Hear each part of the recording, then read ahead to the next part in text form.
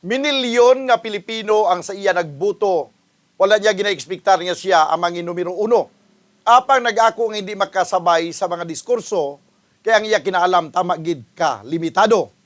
Sa kadamo sa problema sa pungsod ginapat tutukan, mga labay-labay sa Senadong ila, ginaistoryahan, nga kung tanawon mo wala sang bugat, kag hindi mapuslan, kag kung imo padalman hindi man makabulig sa aton palangabuyan.